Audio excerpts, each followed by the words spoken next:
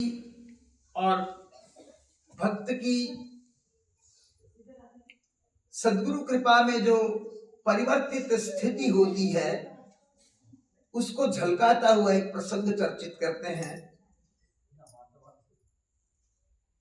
कल सुमन बहन जी कह रही थी केवट प्रसंग, तो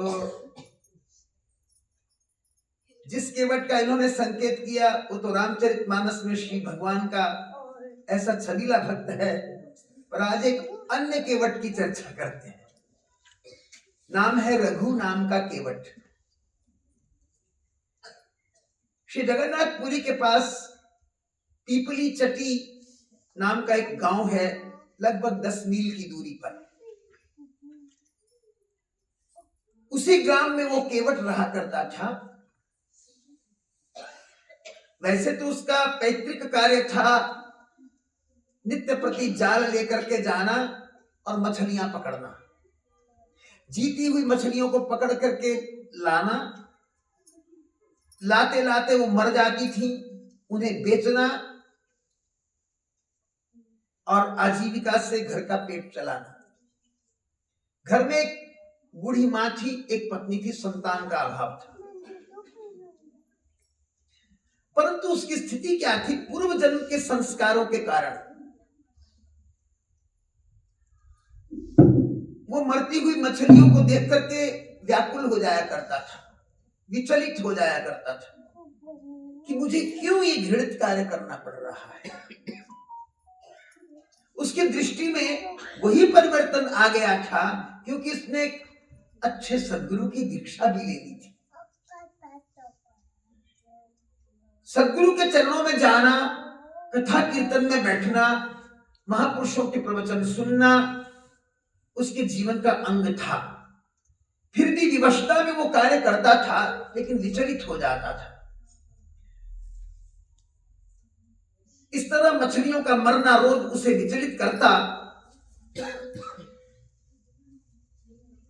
उसके मन में आता ये सब छोड़ दो।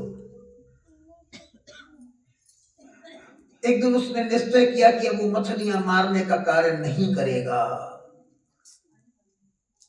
क्या करे? काम छोड़ दिया, अब दूसरा कोई काम है नहीं। पेट कहां से पले? पेट की ज्वाला बहुत भयंकर होती है, बहुत भयंकर होती है। पथ भ्रष्ट कर देती है, जीवों को डिगा देती है मार्ग से। अब पेट की ज्वाला और उधर बूढ़ी मां की पुकार त्राही त्राही घर में होने लगी। कुछ दिन तो संचित धन से चल गए, बीत गए, और यूं तो खर्च करते करते कुबेर का खजाना भी समाप्त हो जाता है। वो तो बेचारा सामान्य केवट था, घर में जो था वो समाप्त हो गया, और समाप्त होने के बाद हाहाकार मचा, भूख बढ़ी, त्राही त्राही हुई। उधर मां चिल्लाई, उधर पत्नी चिल्लाई, विवश हो गया। पुनः जाल पकड़ लिया, मछलियां एकत्र की और वो कार्य शुरू हो गया। पर बहुत दुखी, बहुत विचलित कि जब सब में भगवान है, जब सब में नारायण है, तो मैं इनको जीवन से वंचित क्यों करूं? मुझे क्या अधिकार है इनको जीवन से वंचित करने का? ये व्याकुलता, ये तड़प, ये वेदना महापुरुषों की कृपा के प्रताप से, संत कृपा के प्रताप से उसके भीतर दहक रही थी। जब वो एक दिन इसी प्रकार के विचार में मग्न सा गया मछली पकड़ने के लिए, तो आज उसके जाल में बड़ी सुंदर लाल लाल सुनहली सुनहली मछली आई। उसने सुंदर सी मछली को देखा, फिर वो भाव सजग हो गया कि हे मत्स्य भगवान, यद्यपि आप में भी नारायण है, आप नारायण का स्वरूप हो, मैं जानता हूं, पर मुझे बताओ कि आप ही ने तो मुझे धीवर बनाया। मेरा पैतृक कार्य है, मैं इसको छोड़ के क्या करूं? परिवार का पेट कैसे पालूं? अब मैं आपको मारने के सिवाय कुछ और कर नहीं सकता। मैं जानता हूं कि ये पाप कर्म है, पर मेरे पास दूसरा चारा भी तो नहीं है। मैं आपको नारायण के रूप में देखता हूं, फिर भी मैं आपको मारूंगा, आप मुझे क्षमा करें। ये कह करके उसने उस मछली को पकड़ा, जल में से पकड़ा, पकड़ करके उसके मुंह में हाथ लगाया, उसका मुख फाड़ने की कोशिश की। अनोखी थी, विचित्र थी, लेकिन जो ही मछली को फाड़ करके मारने की कोशिश में वो लगा, उस मछली के भीतर से एक आवाज आई, नारायण रक्षा करो, नारायण रक्षा करो, नारायण रक्षा करो।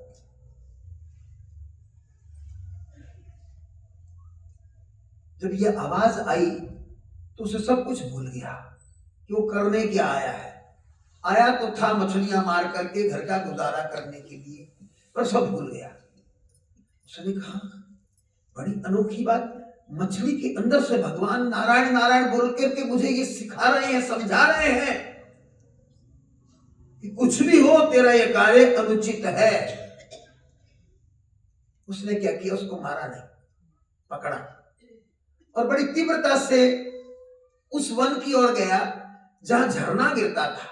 झरने के गिरने के स्थान पर अगल बगल छोटे छोटे कुंड बन गए थे जल के, जिनमें जल तो था लेकिन बहाव नहीं था। उसने जाकर के मछली को उसमें डाल दिया और वहां बैठ गया, हाथ जोड़ लिए और निवेदन करने लगा कि हे नारायण प्रभु, धन्य हैं आपने मुझे मछली के गर्भ से ये संकेत दे दिया कि वो जो मैं विचार करता हूं कि सबके अंदर भगवान है, सबके अंदर नारायण है, मेरे सद्गुरु का उपदेश जब मेरे मन में कौंधता था, उसमें कोई मिथ्यात्व नहीं है, झूठ नहीं है, पर मैं निवेदन कर रहा हूं, नारायण नारायण रक्ष रक्ष तो आपने कहा, पर नारायण जब आपके अंदर है तो प्रकट होकर मुझे दर्शन क्यों नहीं देते। अब देखो, उसको भूख नहीं रही, प्यास नहीं रही, कुछ नहीं था, घर की कोई चिंता तक ना रही। भगवान जब किसी को पकड़ के खींचना चाहते हैं ना, तो ये तरीका अपनाते हैं, सदगुरु का विरध है, बाह पकड़ कढ़लिए में जन अपने, गृह अंधकूपते माया, ठाकुर तुम शरणाई आया। आज भगवान ने बाह पकड़ के खींचना स्वीकार किया था उस केवट को। अब वो बैठ बैठ के प्रार्थना कर रहा है, नारायण से रहा नहीं गया, उसकी आंखों में आंसू देखे, उसकी विवलता देखी, उसका तप देखा, उसकी दृढ़ता देखी, और श्रीमन नारायण एक ब्राह्मण का वेश धारण करके उसी स्थान पर विचरते विचरते आ गए कि भाई तुम कौन हो, कई दिन से यहां बैठे मैं देख रहा हूं, हो कौन, क्या कर रहे हो। उसने कहा, महाराज देखो मैं कोई भी हूं, आपको क्या लेना देना, आप अपना रास्ता नापिए, और आपसे बातें करके मेरे ध्येय में विचलन आ रहा है, मैं भटक रहा हूं, मुझे मेरा काम करने दीजिए। अब वो थे तो भगवान ब्राह्मण के रूप में आए, कहने लगे, देख भाई मैं तो चला ही जाऊंगा, मैं रुकने वाला नहीं हूं, पर मुझे ये बता, मछली के अंदर से नारायण की आवाज थोड़ी आने वाली है, तुझे भ्रम हो गया है, कोई बात नहीं करेगी ये मछली तेरे से, तू जितना मर्जी पुकारता रहा, ये तो मछली है, मछली मूक प्राणी है। जब उसने ये बात सुनी, उसने मछली की ओर से ध्यान उठाया और समझ गया कि हो सकता है मछली के भीतर वाला बाहर भी तो है, वही प्रकट होकर के, क्योंकि इसको कैसे पता है कि मछली के भीतर से नारायण की आवाज आई थी। सजग आत्मा था ना, सदगुरु की कृपा थी, गुरु से दीक्षा ली हुई थी, दीक्षा ही नहीं अपनी दृष्टि में भी परिवर्तन किया था। उसने कहा, महाराज देखिए मैं समझ रहा हूं, आप ही श्रीमन नारायण हो, आप मछली के भीतर से मानवीय वाणी में मुझे संकेत दे रहे थे, अब आप मेरी परीक्षा ले रहे हैं, इसलिए कि मैंने बहुत बात की है, बहुत मछलियां मारी हैं, मैं इस योग्य नहीं हूं कि प्रत्यक्ष आपको देखूं, पर महाराज मेरी परीक्षा मत लो, मैं आपके चरणों में गिरा हुआ हूं, मैं आपके चरणों में समर्पित हूं, मैं अपनी विवशता में जो कुछ कर बैठा हूं उसे स्वीकार करता हूं, मुझे कृतार्थ कर दीजिए।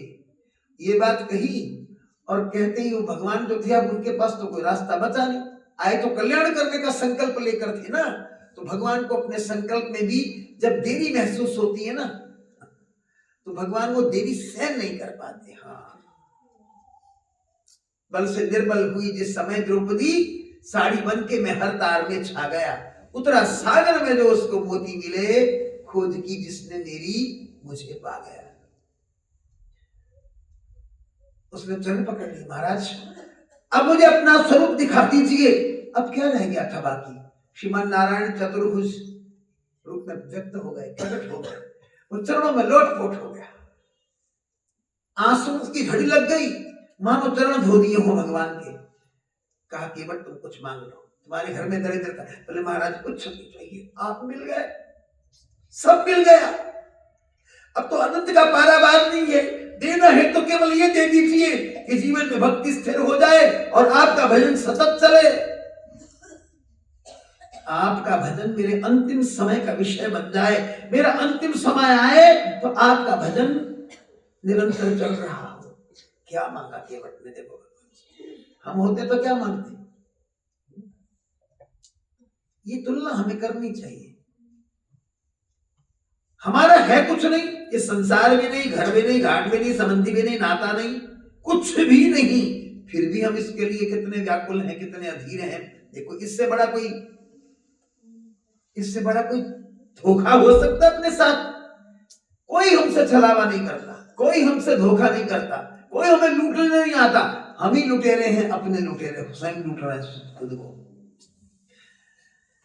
भगवान ने कहा ऐसा ही होगा, बिल्कुल ऐसा होगा। आशीर्वाद देकर के भगवान अंतर्धान हो गए। उधर भगवान की छवि को हृदय में धारण करके भगवान का कीर्तन करता हुआ, गुणानुवाद गाता हुआ वो उन्मुक्त विचरण करता करता घर की ओर। देखो व्यवहार की स्मृति तो बनी रहती है जब तक ये शरीर है।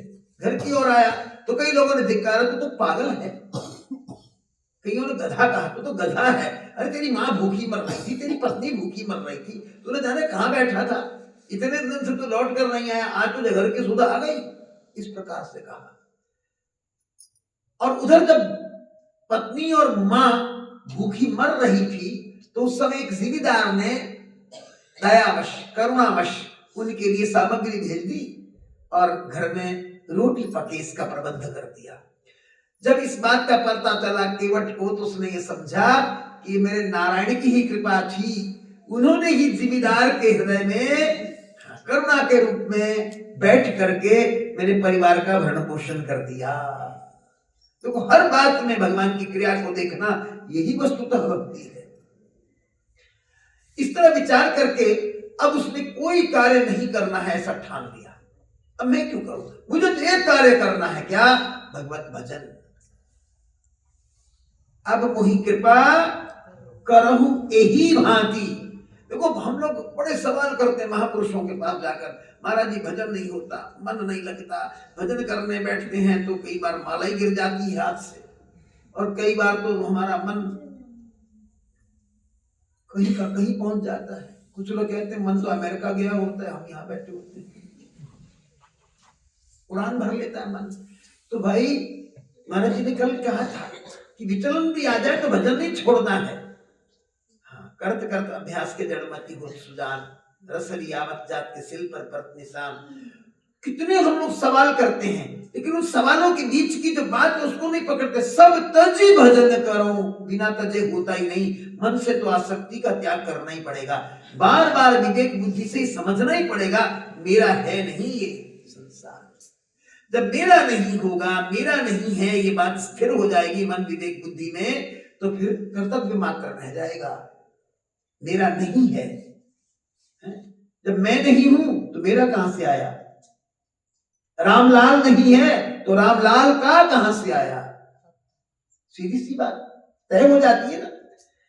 तो उसने कहा केवल भजन करूंगा, केवल सत्संग सुनूंगा। अब वो कीर्तन करता था, उसके कीर्तन में बड़ा सुरीलापन आ गया, मिठास आ गई, मधुरता आ गई। लोग जुट जाते थे कीर्तन सुनने के लिए, उसके पास बैठ जाते थे भजन सुनने के लिए। अब उसकी पत्नी भी साथ में बैठ जाती थी, माँ भी बैठ जाती थी, सबके अंदर से सुरीले सुरीले भजन निकलने लग गए। और वो जब चलता गांव में तो भी भजन गाता हुआ चलता, तो लोग साथ साथ ताली बजा करके भजन का अनुमोदन करते, पीछे पीछे गाते, इस तरह से मंडली बन जाती। यहां तक स्थिति आ गई, कोई मुख से वचन निकल जाता तो सत्य सिद्ध हो जाता। अब वो सत्य सिद्ध महात्मा कहलाने लग गया। रघु को लगा ये तो बहुत बुरी बात हो गई, इस प्रपंच से तो मेरा किया करा सब नष्ट हो जाएगा। प्रसिद्धि बढ़ने लगी, अब लोग भिन्न भिन्न प्रकार के प्रश्न लेकर के आने लगे। देखो भीड़ तो भाई अपने मतलब की जुटेगी।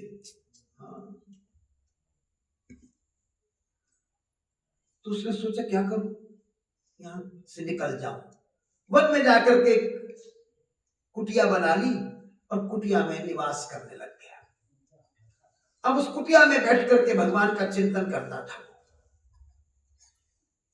और जितने आनंद भगवान ने दिए थे सब का चिंतन करता करता भावमय होकर के खो जाता था, डूब जाता था। व्यवस्था तो सारी भगवान कर देते थे, जो लोग गांव के थे वही वहां जाके सामग्री रख के आ जाते थे।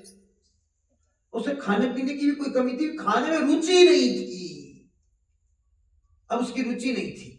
एक दूसरे अपने उस कक्ष में, भक्ति सदन में, जिसको झोपड़ी कहें, कुटिया कहें, कुछ भी कहें, वहां बैठे बैठे क्या भान हुआ कि भगवान जगन्नाथ, नीलाचल के भगवान जगन्नाथ उससे निवेदन कर रहे हैं, उससे कह रहे हैं, हे रघु केवट, मैं तेरे हाथ का भोजन करना चाहता हूं, तेरे हाथ का ग्रास खाना चाहता हूं।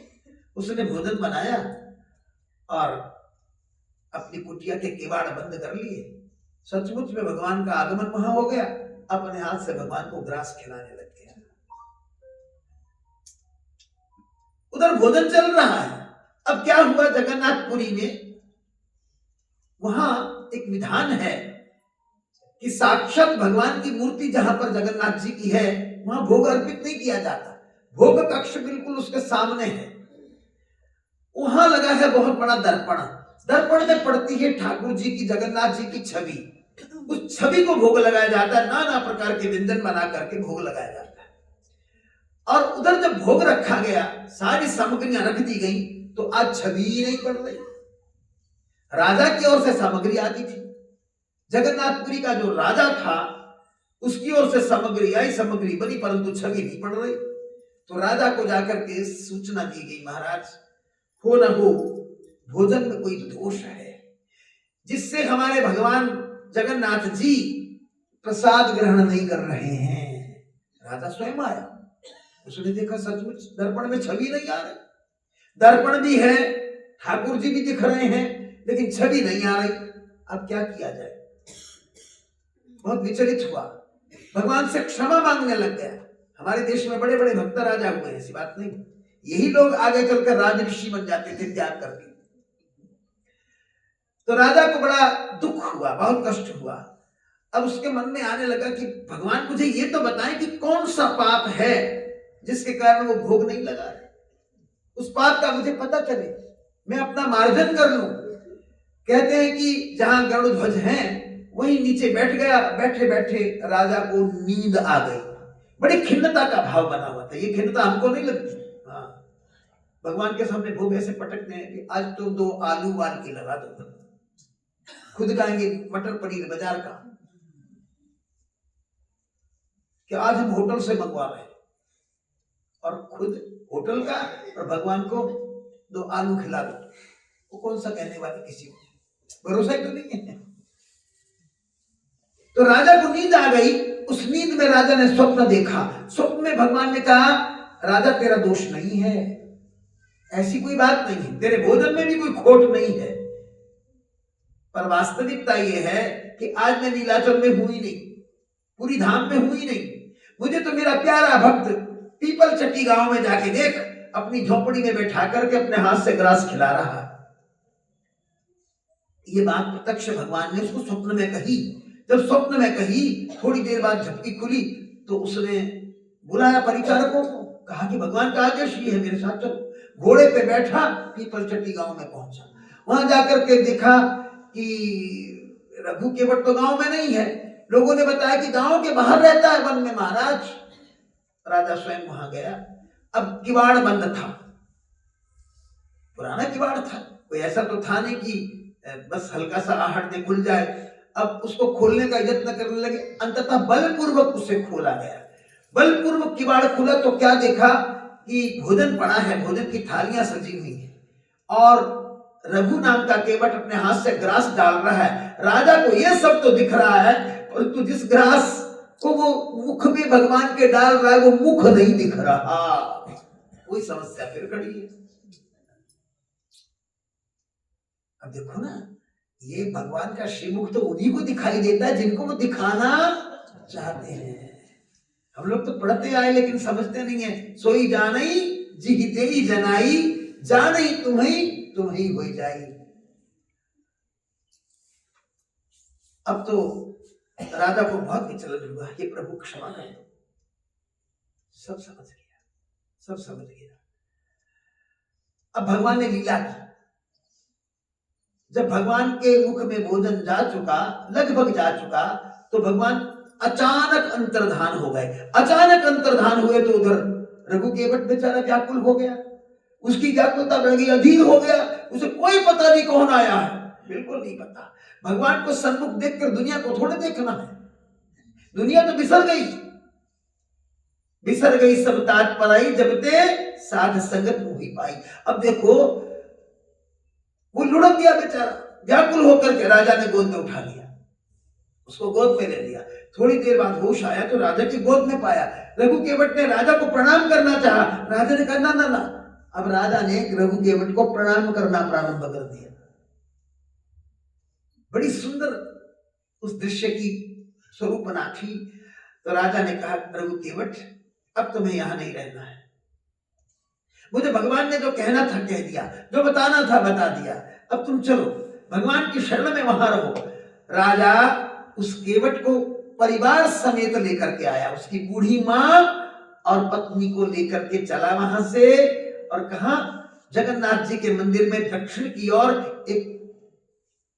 एक भवन बना दिया जिसका नाम है रघु केवट का भक्ति सदन। अब उसमें सब सामग्रियां पहुंचा दी, वही रघु केवट रहने लग गया अपनी पत्नी और मां के साथ। देखो कीर्तन नित्य प्रति होता और सत्संग श्रवण करते रहते, नाना प्रकार के महापुरुष पधारते जगन्नाथपुरी धाम में, उनके सत्संग सुनते, उनके प्रवचन सुनते और जीवन को धन्य करते और साथ में भगवान का प्रसाद पाते। इस प्रकार उनका जीवन बीत रहा था, भजन और सत्संग में जीवन बीत रहा था। कहते बहुत समय तक रह करके वही उनका प्राणांत हुआ। भगवान ने अपने शरीर को लय कर दिया और अंतिम समय उनका कब आया, जब उनके हाथ में भगवान के नाम की माला थी, प्रमुख में भगवान का नाम था। देखो हम लोग बहुत जल्दी विचलित हो जाते हैं, जीवन में दुख सुख की कई घटनाएं आती हैं, इन घटनाओं का सार हम नहीं जानते, रहस्य नहीं जानते, इनके पीछे महाराज जी क्या चाहते हैं वो भी नहीं हम जानते। हम निर्णय अपने हाथ में ले लेते हैं, हम भविष्य की कल्पनाएं करने लग जाते हैं। हम ये सोचते हैं कि ऐसा कैसे होगा, वैसा कैसे होगा। अरे भी कैसे होगा, वैसे होगा ना जैसे सदगुरु भगवान चाहेंगे। राजी हैं हम उसी में जिसमें तेरी रजा है, इस और वाह वाह है, उस और वाह वाह है। तो कह तो मैंने भी दिया, लेकिन जीवन में आ जाए उसके लिए प्रार्थना करनी है। आइए पुराना भजन है, मिलकर के गाते हैं।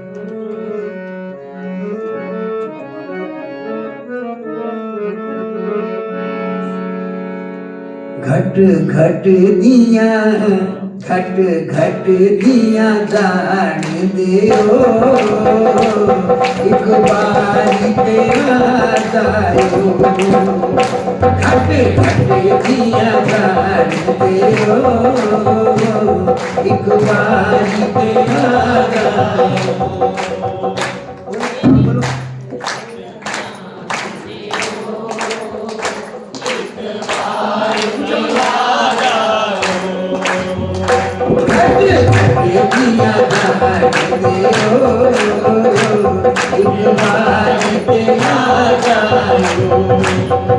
मेरी गुजर गई दुनिया प्रभु आके बसा जायो। गुजर गई दुनिया प्रभु आके बसा जायो। घट घट दिया जान दियो एक बार के आ जायो।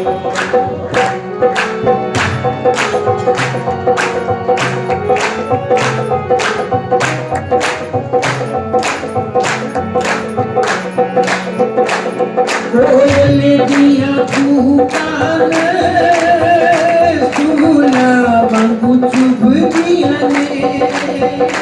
कोयल दिया पुकारे सुना बांगु चुभ दिया ने। इना अलड़िया जख्माते प्रभु मलम लगा गायो। इना अलड़िया जख्माते प्रभु मलम लगा गायो। घटे घटे दिया दान देओ एक बार के आ जायो। मेरी गुजर गई दुनिया प्रभु आके बसा जायो। मेरी गुजर गई दुनिया प्रभु आके बसा जायो।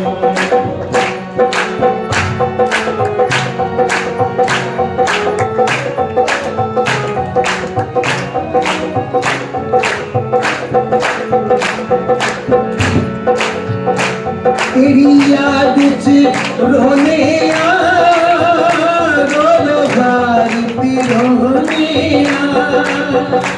तेरी याद च रोने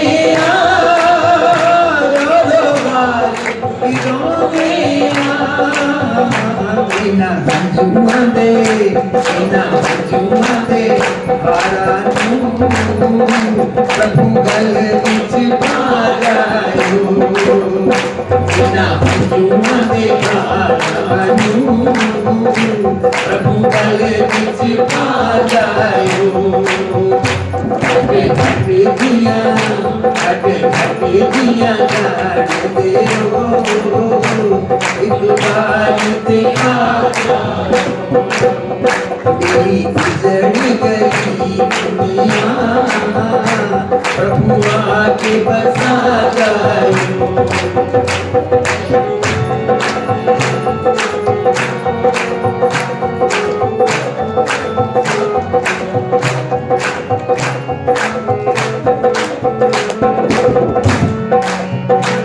एक जोग ना बिचारी वो भी बंदा पांडवा दी नारी एक जोग ना बिचारी बंदा पांडवा दी नारी। धुए बिच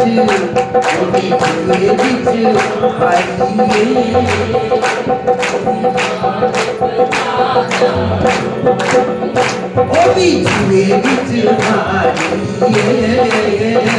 ओदी बात बता जायो। घटे घटे दिया जान देओ एक बार ते आ जायो। मेरी गुजर गई दुनिया प्रभु आके बसा जायो। मेरी गुजर गई दुनिया प्रभु आके बसा जायो। दुनिया देओ एक बार ते आ जायो।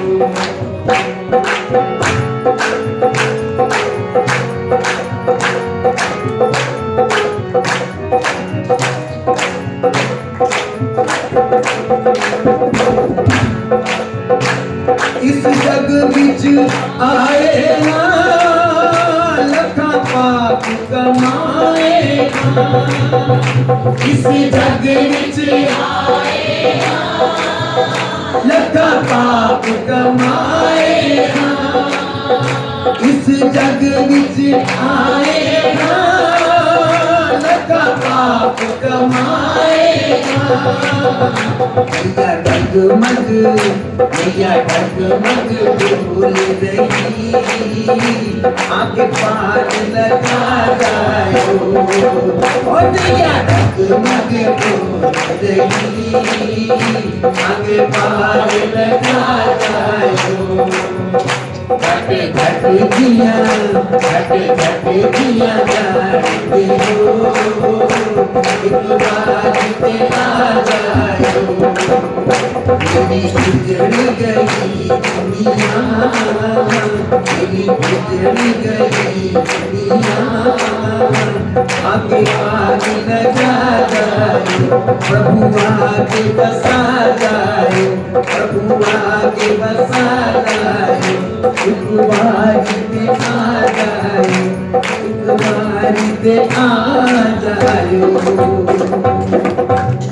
बोले श्री सद्गुरुदेव भगवान